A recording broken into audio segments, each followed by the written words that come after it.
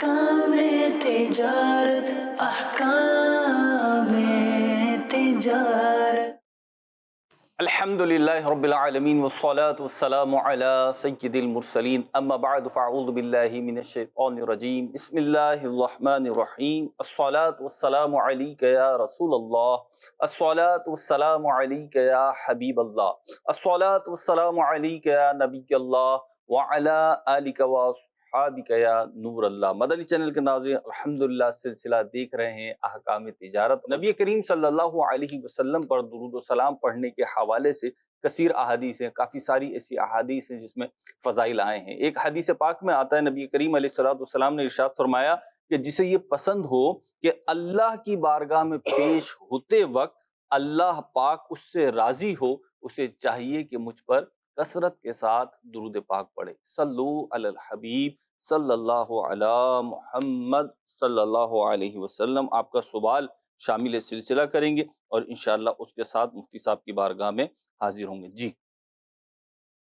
محمد سلیم اتاری ملتان سے عرض کر رہا ہوں، میں نے کسی چلتے ہوئے کاروبار میں انویسٹمنٹ کی 3 لاکھ روپے، تو وہ طریقہ کار یہ ہے وہ مال منگا لیتے ہیں، پھر وہ میرے ملک کرتے ہیں، پھر میں اس پہ بے کر لیتا ہوں ان سے کہ آپ کو یہ مال میں اتنے منافع پہ دے رہا ہوں، پھر وہ اپنے ملک کر کے بیچتے ہیں، پھر مجھے منافع دے دیتے ہیں۔ کیا یہ شرعاً جائز ہے؟ یہ مرابحہ کی صورت ہے، وہ آپ کا وکیل بن کے مال منگوا لیں اور اس کے بعد آپ اپنے قبضے میں لے لیں یا آپ کا وکیل اپنے قبضے میں لے لے۔ 2 مرحلے ہو گئے۔ تیسرے مرحلے پر آپ اس مال کو جو آپ کا ہو چکا، آپ کے قبضے میں آ چکا، اپنا نفع رکھ کے سامنے والے کو بیچ دیں۔ تو 3 سٹیپس کی پابندی اگر آپ کرتے ہیں تو یہ ٹھیک ہے۔ جو آپ کا نمائندہ ہوگا وہ وکالت اور دیانت کے تقاضے پورے کرے گا، آپ کو جو کھلانے والا ہے وہی ہے، تو قیمت آپ چھپا ہی نہیں رہے۔ تو ایسے سودے میں قیمت بتانی ہوتی ہے کہ بھی مجھے اتنے کا پڑا ہے، اور اپنا نفع رکھ کے آپ اس کو بیچ دیں گے۔ ادھار کی جو مدت ہے وہ مدت طے ہو جائے گی، اسی کو عقد مرابحہ بھی کہتے ہیں، کانٹریکٹ آف مرابحہ۔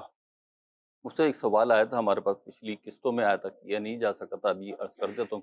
وہ یہ تھا کہ چلتے ہوئے کاروبار میں انویسٹمنٹ کی ہے، شراکت داری کی ہے۔ سوال یہ تھا اور طریقہ کار یہ اختیار کیا ہے کہ ہم نے 3 لاکھ یا 5 لاکھ کا فگر تھا وہ دکاندار کو دے دیے ہیں، تو اس نے ہمارا جو ہے نا مارجن طے کر دیا ہے کہ جی آپ کا اتنا فیصد میں دیا کروں گا۔ کاروبار چل رہا ہے، کسی پروڈکٹ میں نہیں لگائیں۔ اب اس دکاندار نے کس طریقے سے وہ استعمال کیے ہیں وہ اس کی ثوابدید پر ہے، اور انہیں وہ ہر مہینے کچھ نہ کچھ پرسنٹیج کے حساب سے پروفٹ دے رہا ہے۔ اگر کوئی اس طریقے سے کر چکا ہے تو اس کی شرعی حیثیت کیا ہے اور اب تلافی کیا ہے؟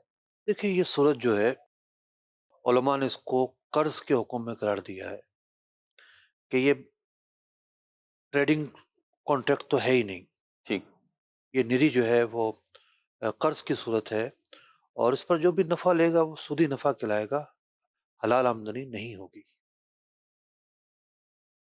ٹھیک، اگلی کال دیجیے۔ مفتی صاحب کی بارگاہ میں سوال یہ ہے کہ آج کل کی بعض کمپنیز اس طرح بھی کمیشن ایجنٹ اور مڈل مین سے ڈیل کرتی ہیں کہ جو بھی مال آپ بیچیں گے اس کے اوپر مثلا 100 روپے کمپنی کے ہوں گے، اور اس کے اوپر جتنا پروفٹ ہوگا وہ تمام کا تمام کمیشن ایجنٹ یا مڈل مین کا ہوگا۔ تو کیا اس طرح کی ڈیلنگ کرنا کیا جائز ہے؟ دیکھیے، یہ ایک اختلافی صورت ہے علماء میں۔ بہتر یہ ہے کہ فیصد طے کر لیا جائے اور اسی پر عمل کیا جائے۔ اگر 2% کمیشن ہوگا، 1% کمیشن ہوگا، تو اسی کو فالو کیا جائے۔ مفتی آج کل ایک یہ چل رہا ہے، کافی عرصے سے چل رہا ہے کہ گاڑی خرید لی، بینک سے لی ہے گاڑی، کسی بھی صورت میں لی ہے، بینک سے لی ہے یا کیش لی ہے، اور پھر وہ کمپنیز میں مختلف اجارے پر کہہ لیں یا وہ پیمنٹ پر کہہ لیں وہ لگوا رہے ہیں۔ کبھی پر ڈے ہوتا ہے اور کبھی جو ہے وہ منتھلی بیسس ہوتا ہے۔ اس میں سوال یہ ہے کہ اگر گاڑی کو کوئی نقصان پہنچتا ہے یا گاڑی میں کام نکلتا بھی ہے روٹین میں جب چلتی ہے، تو وہ کام کون کرائے گا، وہ کس کے ذمہ ہوگا؟ دیکھیں، رینٹ کار کی صورت ہے تو یا گاڑی کمپنی کو چاہیے آپ نے اس کو کرائے پر دے دی ہے، ٹھیک ہے، تو دیکھیے کچھ کام تو ایسے ہوتے ہیں کہ جو گاڑی روٹین وائز نکالتی ہے جی وہ مالک پر آئیں گے، ٹھیک ہے، اور ایک کام وہ ہے کہ آپ نے کوئی ایکسیڈنٹ کر دیا اور آپ کی غلطی پائی گئی، تو اس غلطی کے اندر کلیم جس کی غلطی ہے وہ ادا کرے گا۔ تو یہ دو طریقہ کار ہیں، اس پر عمل کیا جائے. مختلف اب ایک سوال. مارکیٹ میں کوئی تیسری پریکٹس ہے تو پھر وہ ڈیبیٹیبل ہے.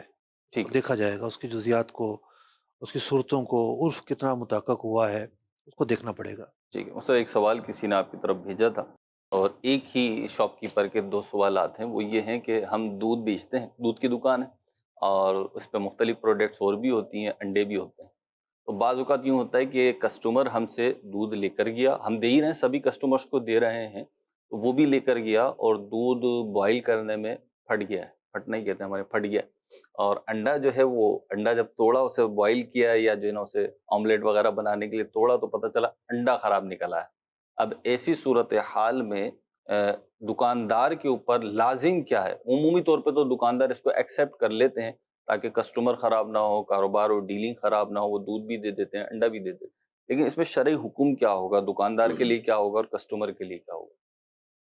دیکھیے، دکاندار ایک بالٹی میں، یا آج کل تو ان کے پاس جو بڑے فریج ہوتے ہیں جی اس میں دودھ انہوں نے رکھا ہوتا ہے، اور سینکڑوں لوگ دودھ لے کر جا رہے ہوتے ہیں. ٹھیک ہے.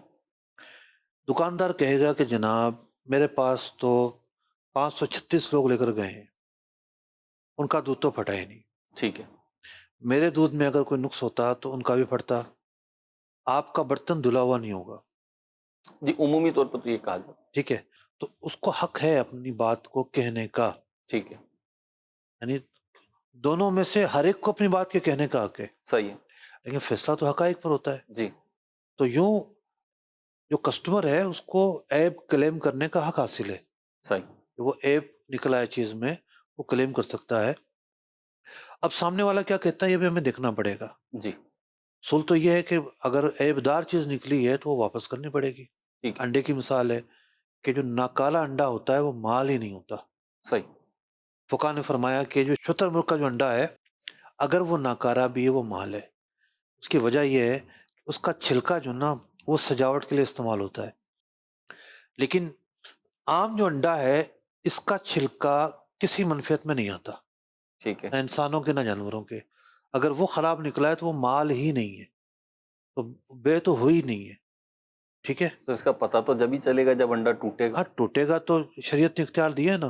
ٹھیک ہے. جو چیز نظر نہیں آ رہی ہمیں جی اندر کیا ہے، جی ایسا نہیں ہے کہ شریعت نے اجازت دے دی ہے کہ ایسا ابہام جائز ہے. ٹھیک ہے. شریعت نے ایک اسٹیپ میں گاہک کو کلیم کا حق دیا ہے کہ اگر یہ خراب نکلتا ہے تو یہ کلیم کر کے پیسے واپس لے گا اپنے. ٹھیک ہے. یہ حق دیا اس کو. صحیح. اب مختلف یہیں سے ایک بات نکل رہی ہے، میں چاہ رہا ہوں تھوڑی سی شاید وہ عجیب سی بھی ہو، کہ چلیں انڈے میں تو بڑا کلیئر ہے کہ صحیح نہیں ہے اور صحیح ہے. فروٹ اور سبزی میں جو ہے یہ تو معیار بڑے مختلف ہو جائیں گے، کیونکہ بعض سبزیاں ہوتی ہیں وہ جب ذرا زیادہ پیڑ پہ رہ جائیں، فصل پہ رہ جائیں، تو ان کے بیج بڑے ہو جاتے ہیں اور وہ بعض جگہ پہ پسند نہیں کی جاتی.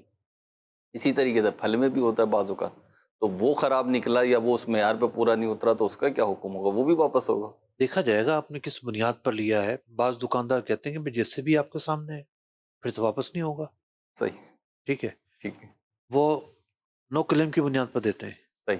اور اگر کہتے ہیں کہ نہیں اچھی ہے، کچی ہے، پکی نہیں ہے، ٹھیک ہے، اندر سے سڑی ہوئی نہیں ہے، تو پھر یہ ہے کہ وہ ریٹرن ہو. جیسا کہ تربوز خریدتے ہیں ہم، کہتا ہے بھی چیک کروا کے دوں گا، صحیح. خراب ہوتا ہے تو وہ واپس رکھتا ہے. جی اور اگر کوئی کہتا ہے نہیں مجھے ایسے ہی چاہیے، تو دکاندار کہتا ہے پھر جیسا بھی نکلے آپ کی قسمت. صحیح ہے. تربوز تو ہمارے یہاں عموماً کٹ کے بک رہا ہوتا ہے، جی. یعنی دکھاتے ہوئے کہ ایسا ہے. ٹھیک ہے. کال دیجیے. محمد ساجد اتاری عرض کر رہا ہوں. مفتی صاحب کی بارگاہ میں عرض ہے کہ ایک اسلامی بھائی نے دوسرے اسلامی بھائی سے کہا کہ آپ مجھے 4 لاکھ روپے کا مال دلا دیجئے اور اس پر جو بھی کمیشن آپ کو رکھنا ہے وہ رکھ لیجئے. کیا اس طرح سے ڈائریکٹ 4 لاکھ روپے کا مال دلا کر اس پر کمیشن لینا یہ درست ہے؟ دیکھیے، مارکیٹ میں جو رائج کمیشن ہے وہ ذکر کرنی پڑے گی سودے میں کہ بھئی اتنی کمیشن آپ لیں گے یا میں آپ کو اتنی کمیشن دوں گا اور اس کے بدلے آپ یہ کام کریں گے تو ٹھیک ہے. ٹھیک. اگلی کال دیجیے. مفتی صاحب سے میرا یہ سوال ہے کہ شبے والا مال کون سا ہوتا ہے، اور آج کل کے مہنگائی کے دور میں شبے والے مال سے اور دھوکہ دہی وغیرہ سے کس طرح بچا جا سکتا ہے؟ دیکھیے، شبہ تو ایک بڑی ہی لمبی چوڑی بحث ہے. شبہ کیا ہوتا ہے؟ اعلیٰ حضرت علیہ رحمہ نے ایک جگہ لکھا ہے کہ یہ زمانہ شبہ میں پڑھنے کا نہیں ہے. ٹھیک ہے، جی شبے میں پڑھنے کا نہیں ہے، یہ بھی لکھا ہے۔ بات یہ ہے کہ کسی چیز میں آپ کو ہلکا سا ڈاؤٹ ہو رہا ہے، ٹھیک ٹھیک ہے، یقین کی حد تک معاملہ نہیں پہنچا، جی تو چوری کا مال ہونا ایک استثنائی صورت ہے، وہاں شبہ بھی یقین کے حکم میں ہے، یعنی ٹھیک وہاں قرائن کے ذریعے شبہ ہوتا ہے، وہ یقین کے حکم میں ہے۔ اس کے علاوہ جو شبہات ہیں بہت سارے ہیں، شبہات اس کی بہت ساری ڈیٹیل ہے، لیکن وہ تقوی کے مراتب میں آتے ہیں، یعنی وہ ہیں حلال امور، ناجائز امور نہیں ہے، لیکن یہ ہے کہ مثال کے طور پر یوں سمجھیے آپ، کسی سے غلطی ہو گئی اور اس نے اذان جمعہ کے وقت بیچ دیا مال۔ صحیح اب اذان جمعہ کے وقت جو مال بیچنا ہے تو یہ فعل ناجائز ہے، ٹھیک لیکن اس کی آمدنی حلال ہے، صحیح ٹھیک ہے۔ جی امام شافعی رحمۃ اللہ تعالی کے نزدیک بعض جو خرید و فروخت کے طریقے ہیں وہ حلال نہیں ہیں، صحیح ہمارے نزدیک وہ حلال ہیں، صحیح ہمارے نزدیک حلال ہیں۔ ہوں اب حکم یہ ہے کہ اختلاف علماء سے بچنا مستحب ہے۔ صحیح اب اس موقع پر کوئی کہتا ہے کہ ایک امام کے نزدیک چونکہ حلال نہیں ہے جی لہٰذا میں تو اس کو صدقہ کروں گا، صحیح ہے حلال، یقینی طور پر حلال ہے، صحیح ہے اب وہ ایک شبہ موجود ہے، تو یہ تقوی کے معاملات ہیں۔ تو یہ اسی لیے اعلیٰ حضرت نے فرمایا کہ یہ دور شبہات میں پڑھنے کا نہیں ہے، یہ نہ ہو کہ آپ دو چیزوں میں تو شبہ میں پڑھیں اور پوری زندگی آپ کی اتنی تنگ ہو جائے کہ آپ کو دین مشکل نظر آئے۔ اگر آپ کامل ہیں، پختہ ہیں، اور آپ کی تربیت بہت اعلیٰ ہے، شیطان کے وسوسوں میں نہیں آئیں گے، تو پھر شبہات پوری ایک دنیا ہے اور اولیاء کرام اس پہ چلتے ہیں۔ محسن یہاں پہ آپ نے جو گفتگو کی بہت خوبصورت گفتگو ہے، میں چاہوں گا اس میں ایک چیز اور ایڈ ہو جائے کہ عمومی طور پہ کہا جاتا ہے یہ کہ جی تاجر جو ہیں وہ بھاگتے ہیں، شریعت کے احکام جاننا نہیں چاہتے، یہ بھی ایک آواز آتی ہے، لیکن ایک دوسرا پہلو بھی ہے کہ بعض لوگوں پہ کسی اور ہی چیز کا غلبہ ہوتا ہے، وہ کسی اور طرف جا رہے ہوتے ہیں۔ میں وہ لفظ استعمال نہیں کرنا چاہ رہا جو میری زبان پر ہے، تو وہ الفاظ آپ دے دیجیے گا اسے، تو وہ دوسری چیزوں اس سے بھی رک جاؤ، اس سے بھی رک جاؤ، اس سے بھی رک جاؤ، اس سے بھی رک جاؤ، تو ایک تو یہ تاجر کی حیثیت میں ہے، دوسرا اس کا ایک پہلو یہ تاجر جو ہے یہ کسی فیملی سے تو بلونگ کرتا ہے نا، اس کے بیوی بچے ہیں، گھر بار ہے، تو دونوں اعتبار سے اس کی ذہن سازی کیسے کرنی چاہیے یا اس کا ایٹیٹیوڈ کیا ہونا چاہیے کہ یہ جو رک رہا ہے چیزوں سے احتیاط کے نام پر یا سو کالڈ تقوی کے نام پر، تو اس کا بیہیویئر تجارت کے حوالے سے کیا ہونا چاہیے، اور کیونکہ ایک فیملی ممبر ہے تو کیا ہونا چاہیے؟ ایک صاحب مجھے کہنے لگے کہ مفتی صاحب ایک شادی میں ملاقات ہوئی، آپ جو نا سود کے حوالے سے لوگوں کو بیان کیا کریں، اور سود جو ہے نا وہ بڑی بری چیز ہے، اور آپ سمجھائیں لوگوں کو، سود میں پڑے ہوئے ہیں، سود بڑھتا جا رہا ہے۔ تو میں نے کہا میں تو پروگرام جو کرتا ہوں جی ہمارا پروگرام ہے ہی سود کے خلاف، ٹھیک ہے قرآن پاک نے تقابل بیان کیا ہے نا، اللہ تعالیٰ نے سود کو حرام قرار دیا، تجارت کو حلال قرار دیا، تو تجارت کیسے ہوگی، تجارت کیسے کریں گے؟ ہمارے پروگرام کا تو مقصد یہی ہے، اور اس کے علاوہ بھی گاہے بگاہے سود پر بات ہوتی رہتی ہے، اور کئی پروگرام میں نے مستقل سود پر کیے ہیں پبلک میں جا کر۔ تو ابھی 2-4 منٹ ہی گزرے تھے تو کہنے لگے کہ وہ مفتی صاحب وہ ایل سی ایڈجسٹ کروانی پڑتی ہے، اور آپ کے پیسے بینک نے 90 دن بعد دینے، آپ بینک کو کہتے ہیں آج ہی دے دو، جی بینک نے دینے تھے $50,000 اور آپ جو ہے $45,000 لے کے 5,000 اس کو دے کے پہلے لے لیتے ہیں۔ جی میں نے کہا یہ تو کھلا سود ہے۔ ٹھیک ہاں سود ہے یہ۔ اب جذبہ ان کا سچا تھا ٹھیک ہے لیکن ان کو علم نہیں تھا، صحیح سود کو برا سمجھتے تھے، صحیح لیکن جو یہ کام کر رہے ہیں وہ بھی سود ہے یہ نہیں پتا تھا۔ ٹھیک تو یوں جہالت جو ہے بعض اوقات انسان سے بڑے بڑے گناہ کروا لیتی ہے، اسی لیے تو کہتے ہیں کہ جس شعبے میں آپ جا رہے ہیں وہاں اس شعبے کے حوالے سے حلال و حرام کی معلومات ہونا یہ آپ کے لیے فرض ہے۔ ہر مسئلہ سیکھنا فرض نہیں ہے، آپ جس شعبے سے متعلق ہیں وہ معلومات جاننا فرض ہے۔ تو بحیثیت مسلمان کیا آپ کا کبھی ذہن بنا کہ نبی اکرم علیہ الصلوۃ والسلام نے بہت ساری خرید و فروخت کی قسمیں ہیں اس سے منع فرمایا ہے، وہ منع کردہ چیزیں کیا ہیں مجھے پتہ تو چلے، میں پڑھوں تو صحیح، زندگی میں اس سے بچوں۔ باتیں ہم ساری کریں گے، ہر افواہ، ہر جو ہے نا وہ بھونچال مارکیٹوں سے آتا ہے، جی ٹھیک ہے، ہر طرح کی جو ہے نا پیچ و خم مارکیٹوں سے آتے ہیں، لیکن شریعت کی بات نہیں کریں گے. تو یہ ایک ہماری اپنی کمزوری ہے. شریعت سے دوری نے نبی اکرم علیہ الصلوۃ والسلام کی تعلیمات، اللہ رب العزت کی تعلیمات جو قرآن پاک میں بیان کی گئیں، اس سے ہم جتنا دور ہوتے جا رہے ہیں، صرف ہم زبان کے غازی بن کر رہ گئے ہیں، گفتار کے غازی. دیکھیں کئی مراحل ہوتے ہیں. حرام کام جو ہے وہ فوری چھوڑنا ہے، اس میں کوئی شک نہیں ہے، ٹھیک ہے. لیکن میرے سامنے ایک عمارت کھڑی ہوئی، اس کو گرانا ہے، جی ٹھیک ہے، تو میں اس کو فوری تو نہیں گرا سکتا نا، ٹھیک. آنن فانن تو نہیں گرا سکتا. نہیں، ٹائم لگے تو گا. میں اس کا ایک انجینئروں سے مشورہ کروں گا، میں ایکسپرٹیز اس کو دیکھوں گا، کون سا طریقہ گرانے میں محفوظ رہے گا یہ دیکھوں گا. تو اگر میں اس عمارت کے تعلق سے سوچ رہا ہوں تو ایک ٹائم لے رہا ہوں، صحیح. ٹھیک ہے.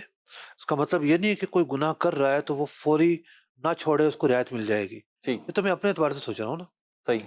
تو جب میں اپنے اعتبار سے سوچتا ہوں تو میں یہ سوچتا ہوں کہ بھئی پہلے اس کا دل بدلے، صحیح. اس کے اندر خوف خدا پیدا ہو، ٹھیک. حلال و حرام کی اہمیت اس کے دل میں پیدا ہو. صحیح. دل بدلتا ہے، خوف پیدا ہوتا ہے تو بندہ پھر راغب ہوتا ہے، صحیح. پھر وہ خود اپنے فعل کو کرنا چاہتا ہے، کیونکہ جبر تو ہے ہی نہیں نا. ہمارے نظام میں جبر ہے کہاں ہے؟ ریاست کے پاس ہے. ٹھیک. مثال کے طور پر کسی نے رمضان میں دکان کھولی ہوئی ہے، صحیح. کھانے پینے چلا رہا ہے، جی. میں کیا کر سکتا ہوں؟ سمجھا سکتا ہوں، اس کو برا سمجھ سکتا ہوں. بحیثیت مفتی.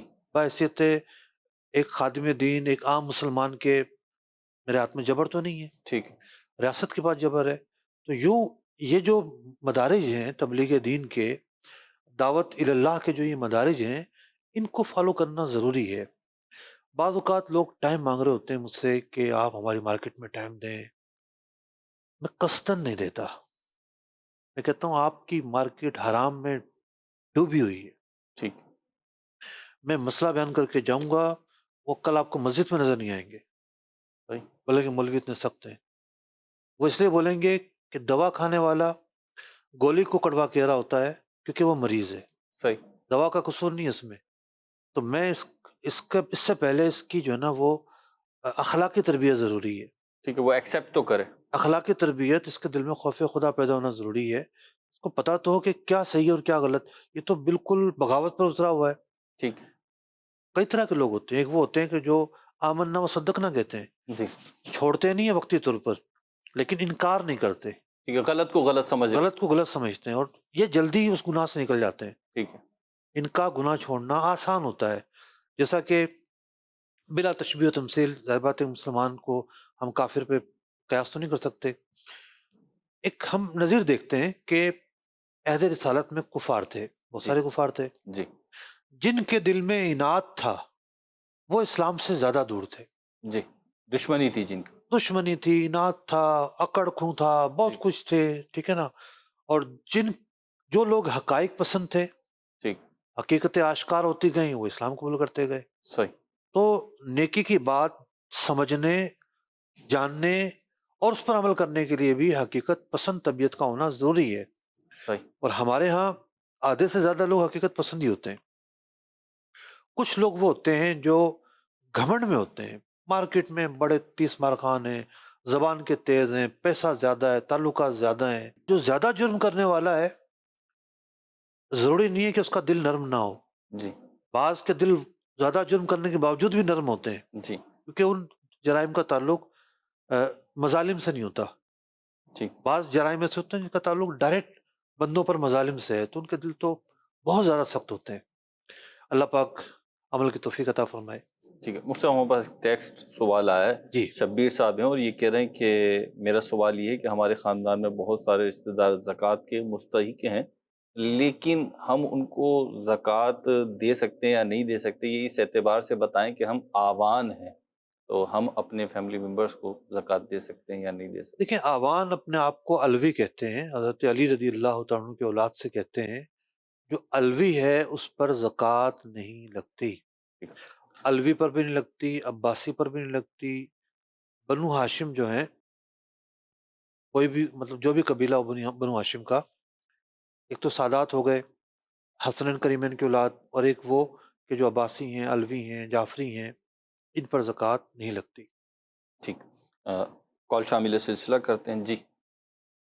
موبائل اکاؤنٹ ہوتے ہیں تو اس میں کہتے ہیں کہ آپ اگر اتنے پیسے رکھیں تو آپ کو منافع ملے گا، جیسے کہ 5,000 اگر میرے اکاؤنٹ میں پڑے ہوئے ہیں اور میں نے وہ جو پلان ہے وہ سبسکرائب کر لیا تو مجھے روزانہ کی بنیاد پر کچھ نہ کچھ پیسے ملتے رہتے ہیں، تو کیا یہ پیسے لینا جائز ہے یا نہیں؟ دیکھیے، جو نفع آپ کو قرض دینے کی وجہ سے ملے، آپ پیسے رکھیں گے تو کمپنی پر قرض ہے، قابل واپسی ہے آپ کا، اس کی وجہ سے جو نفع ملے اور وہ نفع مشروط ہو کہ یہ کریں گے تو نفع ملے گا، قرض دیں گے تو نفع ملے گا، تو ایسا نفع جو ہے وہ سودی نفع ہوتا ہے، اس کا لینا جائز نہیں ہے۔ اگلی کال دیجیے۔ کمیشن کے حوالے سے جو ہے کمیشن صحیح ہے یا نہیں ہے، کتنا کمیشن جائز ہے، مفتی صاحب رائے نظام بتا دیں۔ اچھا جی، دیکھیے، کمیشن کا لفظ ہمارے عرف میں دو جگہوں پہ بولا جاتا ہے۔ ایک بولا جاتا ہے برے معنی میں، رشوت کو بھی کمیشن کہتے ہیں، وہ کمیشن ہماری مراد نہیں ہے، اور ایک کمیشن بولا جاتا ہے کاروباری معاہدوں میں، بروکر کے ساتھ ڈیلنگ میں کمیشن طے کرتے ہوئے کمیشن کا لفظ بولا جاتا ہے۔ تو یہ کام بروکری کہلاتا ہے، عربی میں سمسرہ بھی کہتے ہیں، دلال بھی کہتے ہیں، عربی لفظ ہے دلال۔ تو دو افراد کو ملوانے کا کام یہ لوگ کرتے ہیں، اور عہد رسالت میں بھی اس طرح کا کام ہوتا تھا۔ اس پر ہم نے ایک پمفلیٹ بھی جاری کیا ہے بروکری کے مسائل پر، اور مرکز الاقتصاد الاسلامی، اسلامک اکنامک سینٹر جو ہے دارالفتہ اہل سنت کے تحت قائم ہوا ہے، جو خاص اسلامک اکنامک جو مسائل ہیں اس کو یہ ایڈریس کرتا ہے یہ شعبہ، اور اس نے 2-3 پمفلیٹ جاری کی ہیں، تو اس میں بھی تفصیل ہے اس کی، وہ احادیث بھی لکھی ہوئی ہے اس میں۔ تو باقی اس کے اصول عام اجرت سے تھوڑے سے ہٹ کر ہوتے ہیں، عام اجرت میں جو چاہے طے کر لیں، اس میں یہ ہوتا ہے کہ اجرت آپ نے مارکیٹ میں جو چلن ہے اتنی مقرر کرنی ہے، کم تو کر سکتے ہیں، اس سے زیادہ مقرر نہیں کر سکتے۔ بعض صورتوں میں 2 طرفہ کمیشن جائز ہوتی ہے، بعض میں جائز نہیں ہوتی، تو اس کی پھر پوری تفصیل ہے۔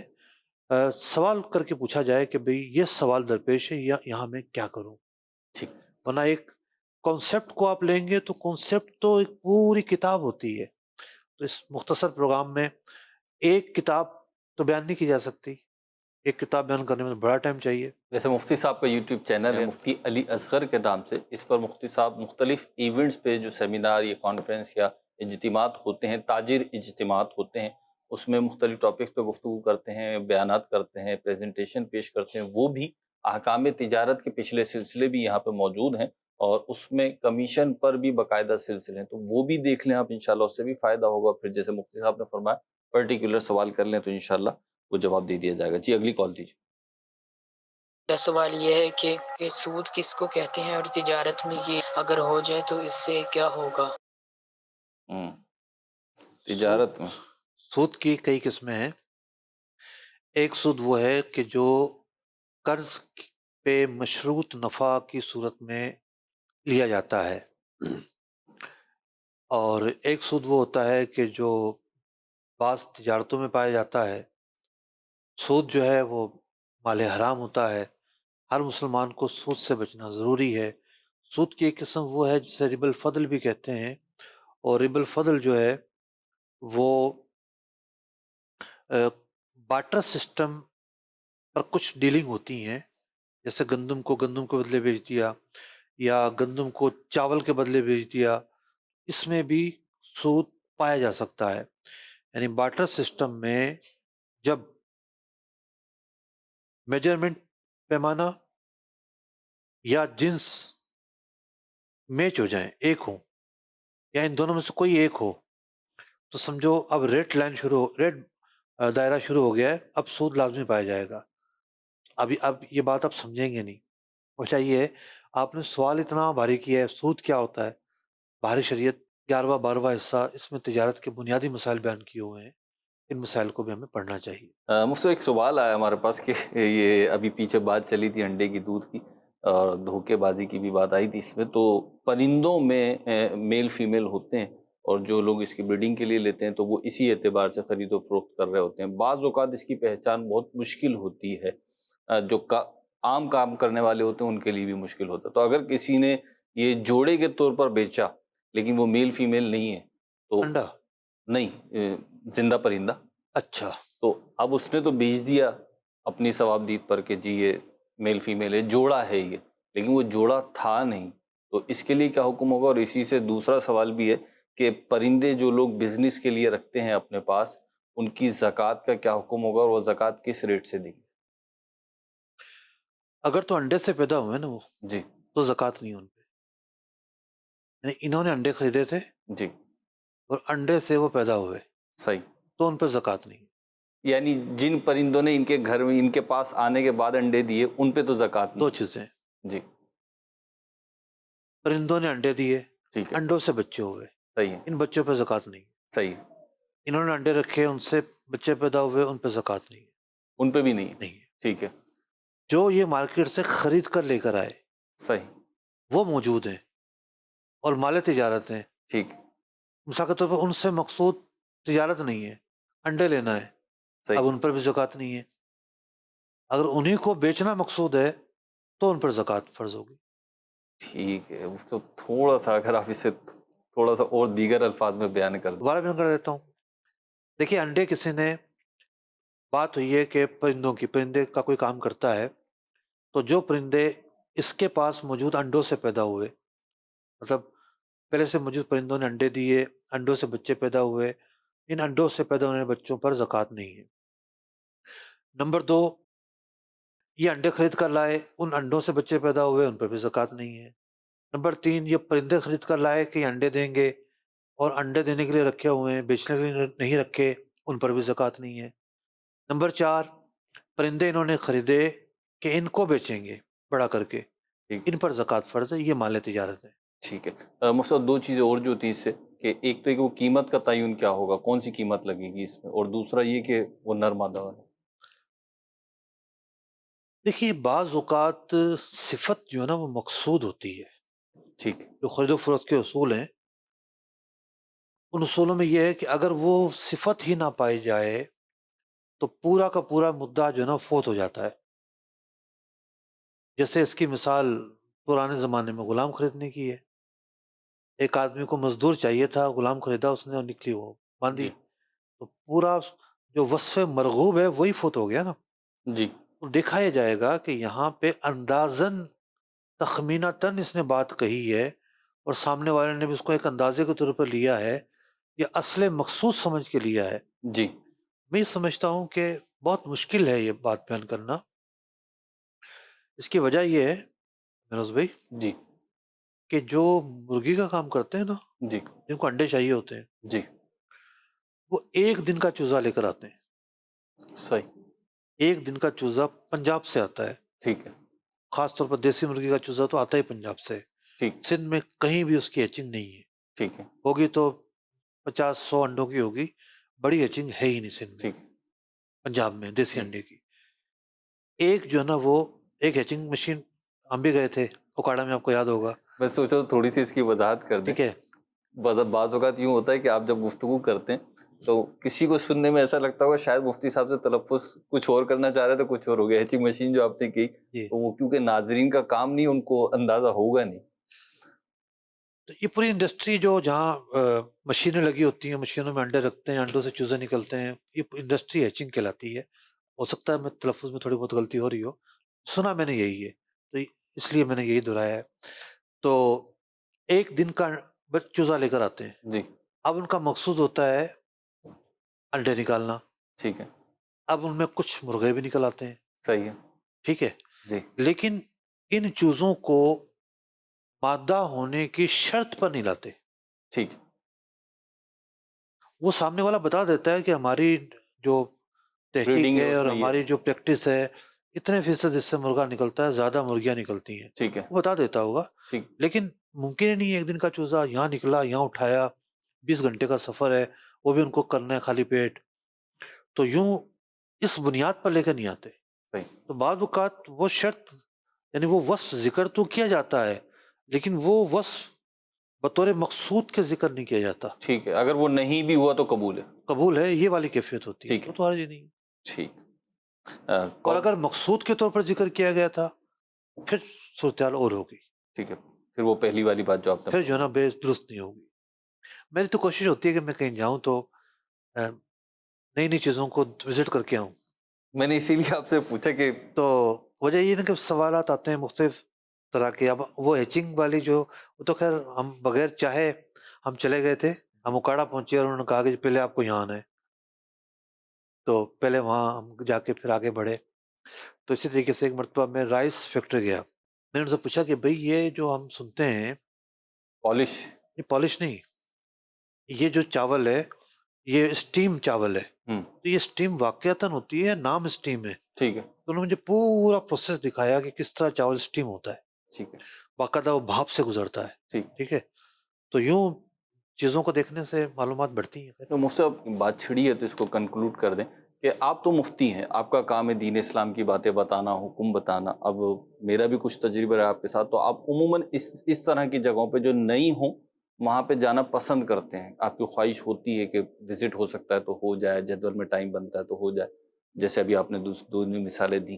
تو اس سے آپ کو کیا فائدہ ہوتا ہے اور آپ کے شعبے کو کیا فائدہ ہوتا ہے؟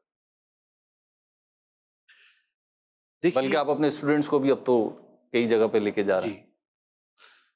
دیکھیے, ایک تو بنیادی کانسیپٹ کلیئر ہوتا ہے, یہ فیلڈ ہے کیا, ٹھیک ہے, کس طرح ہے, کیا ہو رہا ہے.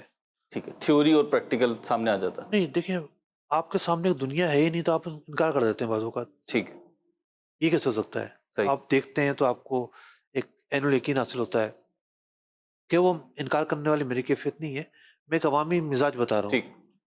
پھر دوسرا یہ ہے کہ اس کی جو جزیات ہوتی ہیں نا, جزیات سامنے آتی ہیں, عرف سامنے آتا ہے. ٹھیک, کہ یہ لوگ ان کے یہاں سودا کرنے کا عرف کیا ہے, ان کے یہاں کام کرنے کا طریقہ کار کیا ہے, کس طریقے سے بیچتے ہیں, کس طریقے سے خریدتے ہیں. تو ہم تو بڑی مشکل جاب کرتے ہیں. دارالفتہ کا دروازہ کھلے گا جی, اور سائل کیا مسئلہ لے کر آئے گا ہمیں نہیں پتا. وہ سونار مارکیٹ کا مسئلہ لے آئے, وہ طلاق کا مسئلہ لے آئے, وہ وراثت کا لے آئے, وہ قسم کا لے آئے, وہ نظر کا لے آئے. یہاں دروازہ کھلا اور یہاں اس نے آگے بیٹھنا ہے. تو یوں جو جمی جہاد ہے, عالم کی تعریف یہ ہے کہ وہ درجہ کفایت کا علم حاصل کرتا ہے, جو معاشرے کے لیے کافی ہو وہ علم وہ حاصل کرتا ہے, دین کا علم. تو دین کا علم جب اس نے حاصل وہ کیا جو معاشرے کے لیے کافی ہو, معاشرہ کیا کر رہا ہے یہ دیکھنا بھی ضروری ہے. اس سلسلے کا وقت اختتام کو پہنچا. مدنی چینل کی اسکرین ایکٹیو ہے, ایک کے بعد دوسرا پروگرام لگا ہوا ہے, دیکھتے رہیے مدنی چینل. صلو علی الحبیب صلی اللہ علی محمد صلی اللہ علیہ وسلم. احکام تجارت, احکام تجارت.